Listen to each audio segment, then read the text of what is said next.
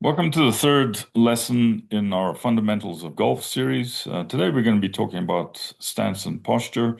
My name is Les Ross, and I'm joined by my brother Craig Ross, who's coming to us via Zoom from South Africa. The agenda for today's session, as always, we go over the importance of the fundamentals. So we'll go over the importance of golf stance and posture. Craig's going to then take us through how to position our feet, hips and back, the arm, the knee flex to promote balance. So, why is stance and posture so important? Well, the key reason for this is it promotes better balance. And balance is crucial for maintaining control during the swing. Um, a good posture also is essential for getting consistency in the swing path from swing to swing. But an important factor about stance and posture is the amount of power that you can generate in the swing is related to a good stance and posture. And the more power you generate, the more clubhead swing speed you can generate, and ultimately that leads to greater distance. So Craig's going to walk us through the how you position your feet. Thanks, Les. Right, you see the picture again tells the story, and at this point of learning the game of golf, we're just going to keep it very simple. And you notice that his feet are armpit width apart, with his feet slightly what we call flailed, 10, 10 to 10, as they say. Now, you also notice that his weight's in the middle of his feet. In other words, it's not in his heels or his toes, it's in his arches of his feet. So very important with regards to balance, which relates to the dynamics of the swing and when we get into that in the later stages. So we go to the next part, which is the posture. Now you notice Les standing erect on the left-hand side there, and all he's going to do is tilt his hip downwards where his belt buckle points down towards the golf ball, and he's going to maintain his straight back as he does that motion, as you see in the next picture. Nice straight back, relaxed back. You don't want to be in a hunch position. Now, I'm going to talk a little bit about that in the next slide. But when you get to the arm position in the next slide, let's get to that. You'll notice Les in the left-hand picture where his arms just hang down from his shoulders. And the key point here is just pull your shoulders back just slightly so you get your shoulders in that parallel position that we talked about in our alignment. And therefore, as you notice there, the arms just hang down from your shoulders. Good position. Now we're going to talk about that hunch position that I mentioned.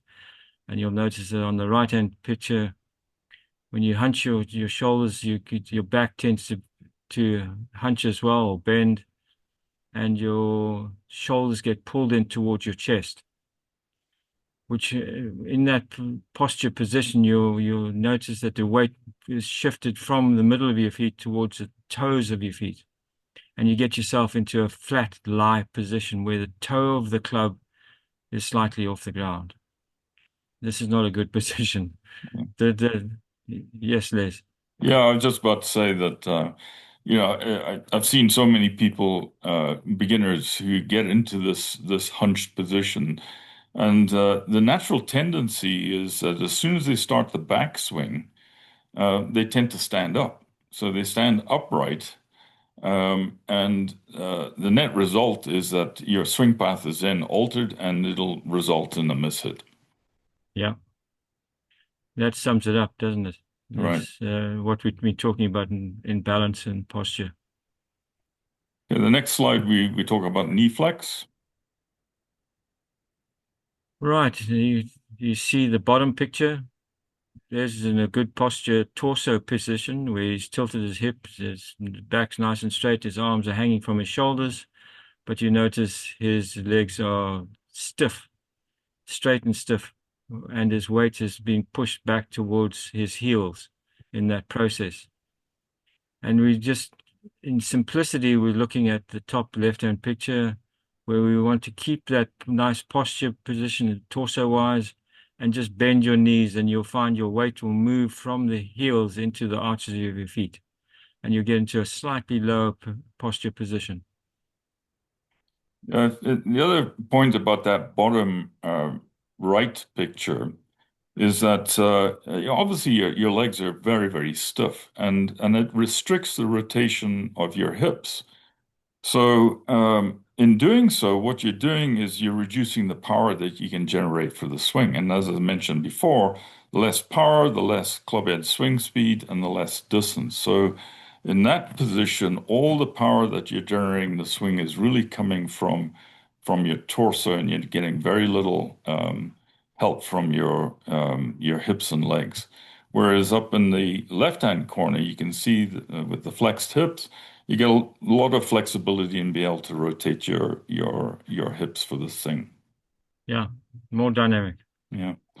So to help you in this, again, we point you to the fact that you can pick up these alignment mirrors and just show that there in the bottom right-hand corner. If you set that up so that the mirror is actually facing down the target line, it helps give you visual speed feedback to get yourself into the correct posture position. We offer that product on our products page at highlanderschoolofgolf.com. That concludes this third lesson in our Golf Fundamental series. If you're joining us for the first time and you want to participate in the series, there's a total of 8 lessons altogether. Visit our website at highlanderschool.com and sign up on the lessons tag. If you've enjoyed this video, please share it with your friends if you feel they will benefit from the fundamental. So once again, thanks very much for joining us. And it's bye from me, and look forward to seeing you again.